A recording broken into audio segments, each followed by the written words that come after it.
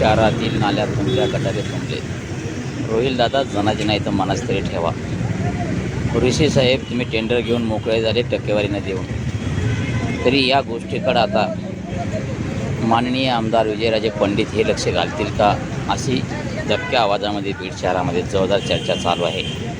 राजे जे वसमतचे खुरेशी आहेत त्या खुरेशींना एकदा बोलवा आणि विचारा, बाबा टक्केवारीने तुला टेंडर घेतलं तर खरं, पण टक्केवारीने दिलं तर टक्केवारीने देऊनही का नाही झालं. एवढंच नव्हे तर नगर परिषदेने त्याला नोटीसही काढलेली आहे की शहरामध्ये तात्काळ काम करण्यात यावं म्हणून. त्या नोटीसलाही त्यांना केराची टोपली दाखवली आहे. अशा खुरेशीला आणि टक्केवारीने टेंडर घेतलेल्या रोहिल दादाला एक वेळेस राजे तुम्ही भेटा आणि त्यांना विचारा की नेमकं काय अडचण आहे याच्यामध्ये. का बीड जनतेच्या आरोग्याशी खेळतात तुम्ही. राजे लोकांच्या आशा आहेत आपल्याकडे, जसं गेवराईचं वैभव आहे तसं बीडचंही वैभव होईल आणि बीड एकदा ह्या नालीतून खाणीतून मुक्त होईल. पण असं काही नाही झालं.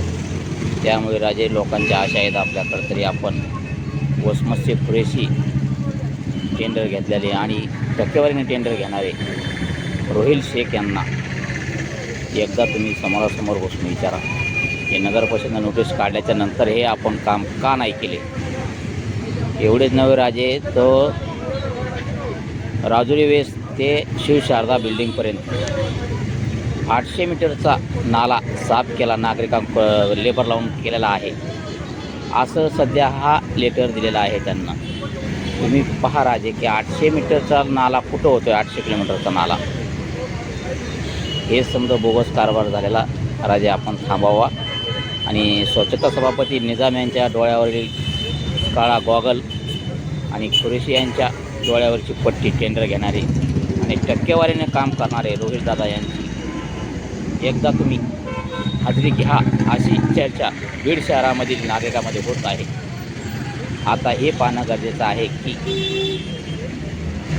विजयराजे हे नेमकं ह्यांना समोर बसवून जेव्हा विचारतील का, यांच्यावर काय कारवाई करतील का, हे आता पाहणं महत्त्वाचं आहे.